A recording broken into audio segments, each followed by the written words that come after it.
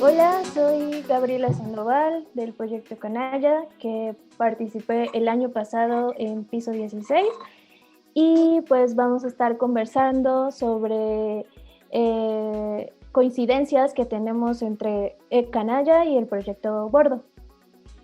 Les cuento primero un poquito de qué va Canalla y luego Brian también nos va a contar de qué va Bordo. Entonces, bueno, Canalla se gestó en 2019. Teníamos la intención de crear un espacio de visibilización para el arte contemporáneo de artistas de Nesa o de la periferia, que de pronto sentíamos que que nuestras relaciones o motivos de trabajo tenían que ver con la periferia o con Nesa específicamente, pero el arte que generábamos a partir de esos contextos nunca se mostraba ahí. Y entonces iniciamos este proceso en donde encontramos un puesto de tacos y lo convertimos en una galería.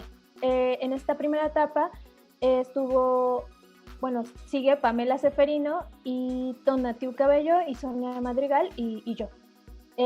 Después con la pandemia nos vimos también en la necesidad de modificar el modelo expositivo y cambiamos a formato mototaxi. Era pensando en que era un modelo que permitía que hubiera visitas de 2, 3 personas y que no ocupaba como que estuviéramos abriendo un puesto, que de pronto era conflictivo porque al principio de la pandemia, pues el gobierno estuvo levantando puestos y no permitía que abrieran espacios que no fueran de primera necesidad.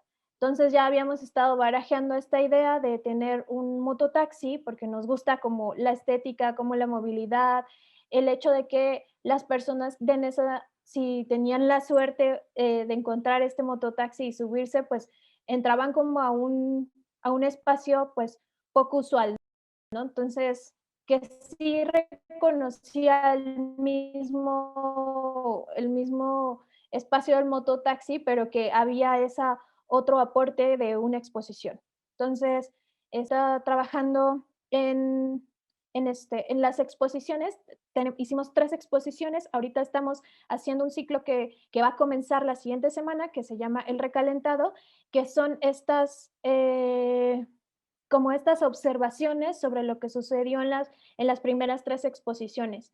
Digamos que la parte está la experiencia, pero también queremos bajar la experiencia a un proceso más teórico y autocrítico. Pues bueno, eso es lo que estamos trabajando a grandes rasgos. No sé si nos quieras compartir tú, Brian. Bueno, pues de Brian o @Liboy, y yo soy parte del equipo de Bordo. En realidad nosotros somos algo que le llamamos Cerebro Comunal, que consta de 7 personas, y Bordo es una plataforma de actividades en Ciudad Neza que busca justo crear diferentes actividades que puedan incitar a una economía cultural, además de hacer pues lo que nos divierte, ¿no? Que es ilustrar, radiobocinas, etcétera, etcétera. Actualmente de Bordo se derivan 3 actividades: la revista, el puestito y Galería Taquera. La revista, como su nombre lo dice, pues es una revista en formato impreso que vamos sacando de manera anual. El puestito es un espacio de venta y de exposición dentro de la casa de uno de los integrantes, que está en calle 13, ya casi saliendo en esa, donde cada martes se saca la mesa, se abre el zaguán y se empieza a invitar tanto a artistas a que vengan a vender como a los vecinos para que estén comprando. Y Galería Taquera es un espacio itinerante a manera mensual, donde invitamos a un artista cada mes a que intervenga con un dibujo pegado. Además de eso, sacamos un arrizo en colaboración con Sara, que sirve para pagarle a los artistas y también se vuelve un punto donde invitamos a más personas a que vengan a vender. En esencia, esas son como las 3 actividades, todas están como más enfocadas a trabajarse en esa, porque pues al final Bordo nació de la necesidad de 3 personas, Yao, César y Cos, de hacer cosas en Ciudad Neza, porque es como de nosotros somos de aquí y ya lo hacemos y nos tenemos que desplazar hasta el centro para existir, ¿no? Y para hacer, ¿por qué no mejor lo empezamos a hacer acá? No se pierde nada y al contrario, ¿no? Pues hay todo que ganar. Después ya nos fuimos acercando más personas al equipo y pasó de ser esto de solo hagamos cosas en esa a hagamos que nuestro estilo de vida, que de ser artistas, nuestro oficio, pueda ser algo sustentable dentro de Ciudad Neza para que más bandas se pueda dedicar a lo mismo de nosotros y pues disfrutar la vida como nosotros. Hablas de que hubo la necesidad de 3 personas. ¿Cuál fue esa necesidad o esa urgencia que tenían de crear este espacio? O cómo, sí, cómo comenzó Gordo. Pues yo creo que igual también ya debe tener como ese mismo sentimiento, es como el sentimiento de carencia de, es que quiero hacer algo, o sea, es como de, ya sé que soy, o sea, me cruza mucho el ser un artista en mesa, ¿no?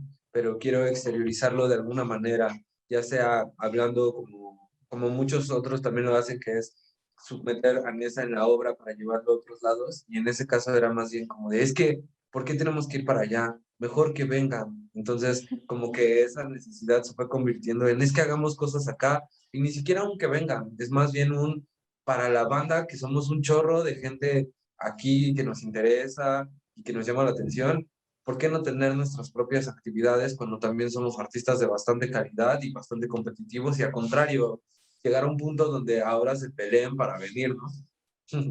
Y también ser una base. Entonces, eso fue lo que fue como empujando a que existiera Gordo. Entonces, no sé si tú también tengas como algo, o Canalla tengan como algunos de estos sentimientos en común, ¿cómo ves?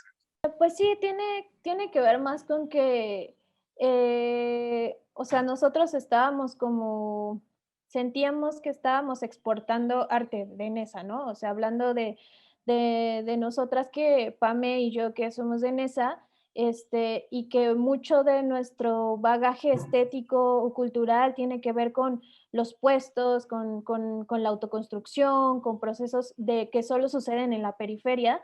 Entonces, sentíamos que estábamos como solo llevando o trasladando arte a otras instituciones o a otros lugares de donde no provenía, ¿no? Entonces era como, bueno, si lo estamos generando desde aquí o este es como el lugar de origen, ¿por qué no hay algo donde se pueda visibilizar eso que en primer momento sucedió, se detonó en este contexto? Entonces, y pues igual, ¿no? O sea, como crear un espacio que, o sea, porque sabemos que Nesa no tiene como una tradición de arte contemporáneo o un público que lo permita, que permita que la gente naturalmente se interese por producciones de arte contemporáneo, ¿no? Entonces también es una chamba que creo que de las dos partes, de los dos proyectos, se ha gestionado a partir de lo cotidiano, ¿no? O sea, de presentar dentro de estructuras reconocibles como el puesto o como el puestito o como canalla en la primera etapa del puesto metálico o galería taquera, que una persona puede ir a comer tacos, pero a la vez está viendo ahí una ilustración de un artista o no sé, cómo generar estos detonadores estéticos para la gente que pues hace su vida como siempre, ¿no? Entonces es como también un poco valorar esa situación común y presentar algo que como tú dices, ¿no? Que es a lo que nos dedicamos. Ujú. Creo que también ahí como que la parte cotidiano viene mucho de la constancia, ¿no? O sea, como de que muchas veces el hecho, no se trata tanto de hacer la gran actividad que llegue un día y que solo vuele la cabeza de las personas que lo alcanzaron a ver, sino apostar más por ser un proyecto constante, que pues como Canalla, ¿no? Que se pueda transformar y todo, pero que no deje de estar ahí, ¿no? O sea, porque creo que así es cuando funciona, porque justo, ¿no? Si no solamente estaríamos haciendo un público, que si después ya no existe nada, entonces ya se perdió y como que todo lo que se estaba empezando a generar se va perdiendo, ¿no? Entonces, eso también como que a mí me genera la duda con Canallas de ustedes, cómo sintieron esa transición de dejar el puesto a trabajar con el mototaxi. ¿Se sienten que su público se perdió en algún punto o al contrario, tienen más alcance? Pues, o sea, Canalla, el puesto sí tenía ya su público y que en realidad era muy exigente, ¿no? Entonces sí querían como que permaneciéramos, que abriéramos los días que decíamos, o sea, abríamos miércoles, jueves y viernes, a veces sábado, creo, sí, pero también era un trabajo como que exigía esa constancia y esa rigurosidad de abrir los días que dices. Eh, pues sí, ese público se desvaneció, o sea, ya teníamos como identificadas a ciertas personas que estaban pendientes de los talleres o de las exposiciones o de las cosas que sucedían alrededor del puesto. Entonces, cuando desaparece Canalla Puesto, como porque justo perdimos miembros y ya no podíamos abrir el puesto en sí por la pandemia, pues sí, o sea, se perdió, ¿no? Se desvaneció. Sí, Ujú. sí hemos estado pensando en actividades que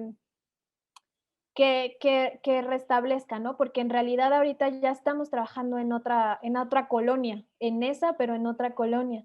Entonces, eh, que puede que no exija eso de que cada semana quiero una expo nueva o algo así, porque en realidad es como que llegas a una cosa espontánea y como casi eventual, entonces no exige como esa rigurosidad.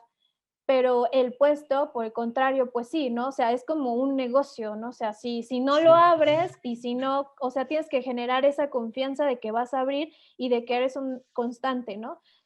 Entonces, pues, en el mototaxi ya no existe tanto eso, pero, pues, cuando éramos canalla puesto, pues sí existía como esa rigurosidad y incluso como vendíamos chácharas, entonces la gente nos apartaba cosas y, pues, teníamos que ir a abrir para que la gente siguiera pagando o se llevara su objeto, o, o cosas que nos iban encargando, así de que consígueme una gorra, o consígueme una cangurera. Entonces, o sea, sí hacíamos como esa labor de estarle consiguiendo lo que nos pidieran y pues también era como la expectativa de qué más iba a hacer Canalla. Entonces, sí era un trabajo pues que ocupaba que estuviéramos al 100. Y pues Ujú. era su negocio, tal cual, pero eso Sí. ahorita que mencionas también me hace pensar, y una duda que tenemos, es de a ustedes, cómo los transforma el público, o sea, cómo los transforman los vecinos en cuanto que digo, ustedes tienen una propuesta, como que lo dijiste muy bien cuando hablabas de que te empezaban a pedir cosas,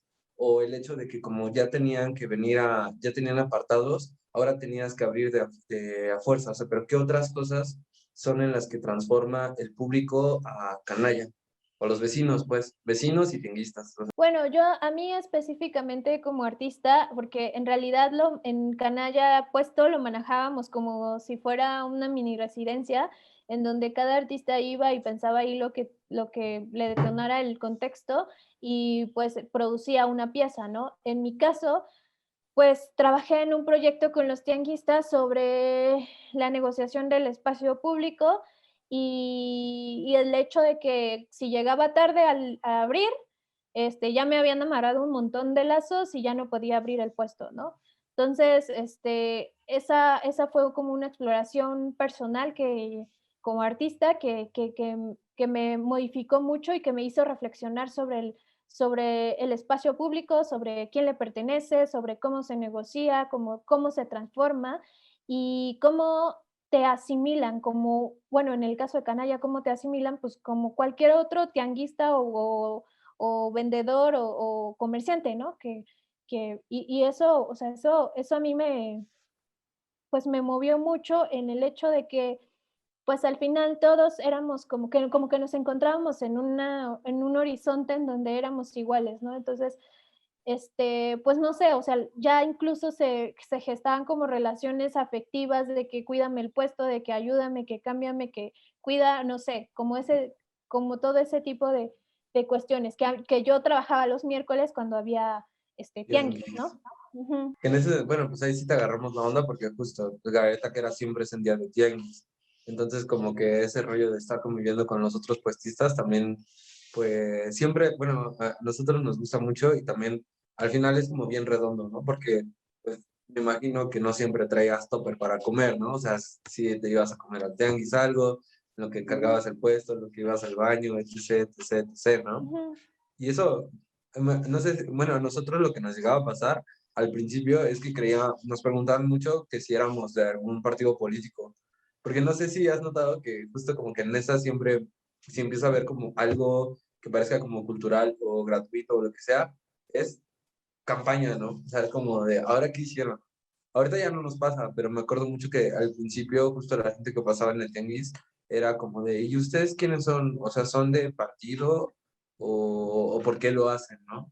Y era como pues porque a esto nos dedicamos, este es nuestro oficio y lo chido para nosotros ha sido que al paso del tiempo esas preguntas como que ya se han desvanecido. Todavía queda la duda para algunas personas de quién lo hace, pero como que ya se entiende que, o sea, la constancia hace que muchas personas entiendan que pues mínimo no es algo como esporádico ni que tampoco lo hace el municipio ni nada.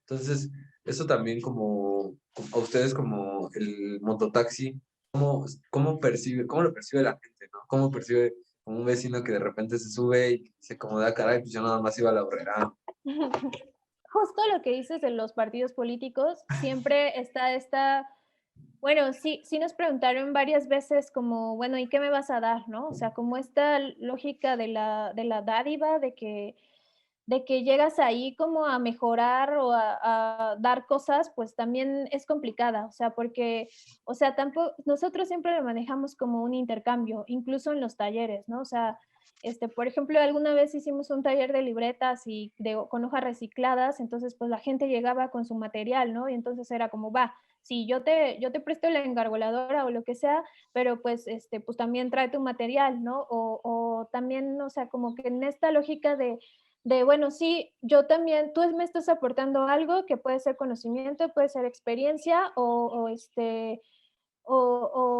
algo así que me va a ayudar como para hacer mis piezas, pero también va algo a cambio, ¿no? Entonces, también es estar como gestionando esa lógica en la que uno no va a ir a regalar cosas o esto, ¿no? Entonces, eso también se me hace como muy interesante y que es una labor que se tiene que seguir haciendo constantemente, ¿no? Y respecto al mototaxi, pues o sea, algo que a nosotros nos funciona es asociar al mototaxista como si fuera como el equivalente en una galería o en un museo, como la visita guiada, ¿no? Entonces, como este agente que comunica qué está sucediendo. Entonces, la gente va y se sube al mototaxi y luego ya si se interesa, pues le pregunta al mototaxista, ¿no? Y entonces el mototaxista lo involucramos en todo el proceso con el que también genere como un gesto afectivo hacia la exposición y que desde ese lugar lo puede explicar al espectador o a la persona al usuario del mototaxi, ¿no? Entonces, el nivel de interés o de curiosidad sucede y luego ya pues no sé, como que habla con el mototaxista y el mototaxista le dice, no, pues está sucediendo esto, y ya, ¿no? Como que hay un intercambio de qué está sucediendo. Y también hay hojitas, bueno, esas hojitas son en realidad pues como muy sencillas, pero hay hojitas como el equivalente de hoja de sala en una galería que le permite también al espectador tener información de lo que está sucediendo y también redes sociales o por si alguien nos quiere preguntar algo al respecto, ¿no? Tenemos un paralelo en la noche que ya están trabajando los sacos o en el momento diario, pues él es el que siempre nos marca y es como, oigan, es que ahora sí neta no le entiendo, ¿no? O sea, ajá, es como, y también es como, pues nosotros tampoco, pero ahorita le marcamos al artista, ¿no? Ajá. Entonces, él es el que justo muchas veces tiene que explicar la actividad para las personas que les entra como todavía más duda. Igual, digo, también es una cuestión de cómo percibimos cada canal con el que nos comunicamos a nuestro público. Nosotros somos muy de que cuando estamos en la calle, pues estamos en la calle y es al público al que queremos llegar, a los vecinos, al más importante. Pero al momento de pasarnos no apostamos porque nos van a ir a seguir a redes sociales porque creemos que si lo estamos haciendo bien, mucho del público que se interese no tendría que tener ni siquiera redes sociales, ¿no? Entonces, más bien vemos muchas veces el Instagram como, mínimo el de Galería Taquera, como ese registro que queda, como si fuera nuestra biblioteca y que tiene que invitar como al público que es como de nuestra edad, o que tiene esta clase de intereses, que podría venir o que es de ya por la colonia, pero se puede acercar. Entonces, bajo estos dos paralelos, o sea, como que la comunicación la hacemos, por así decir, de alguna manera en redes sociales y la otra comunicación se hace de otra manera, ya en físico, ¿no? Ya. Pues sí, justo ahorita sí le estamos apostando, o sea, porque de pronto hacer cosas en la calle te pone una etiqueta, ¿no? De que estás haciendo cosas como por hacerlas o eventuales o que no tienen como esa capacidad de escalar hacia algo pues más crítico o sea, o que entre ya como en un proceso de investigación o que haya un proceso de investigación. Y eso es ahorita lo que le estamos apostando. De hecho, está trabajando con nosotros otro compañero que es de piso, que es Iván Méndez, que él es curador y es e investiga, ¿no? Entonces nos estaba faltando como ese elemento y ahorita él es el que nos está ayudando con los recalentados, ¿no? Como o sea, nosotros venimos más de la práctica, somos artistas, entonces venimos como del hacer, ¿no? Pero bueno, ¿y qué haces con eso que ya hiciste? Pues reflexionar, ¿no? Entonces, Iván nos está ayudando en esa parte y creo que también es apostar a modelos de investigación desde la periferia. O sea, como no solo quedarnos en la práctica, sino reflexionar y incluso, no sé, llegar como a esa otra escala que es además de hacer. O sea, Bordo para nosotras es una ejemplo de estar insistiendo y yo siempre valoro mucho como la insistencia, como el poder de la insistencia, ¿no? Y como toda la energía que desbordan ustedes, de verdad, es como contagiosa. No, pues igual, siempre es la familia. Y siempre es como, te digo, lo chido, como pensar como de, ah, siempre están los primos, la red es más grande, como que al final de cuentas es como un montón, o sea, poco a poco ser más y más y más de personas haciendo cosas como muy chidas. Está bien padre que estamos juntos, incluso ya en este proceso de piso 16, ¿no? Ya entrando en materia, platícanos, ¿cómo fue tu mentoría en piso 16 el año pasado?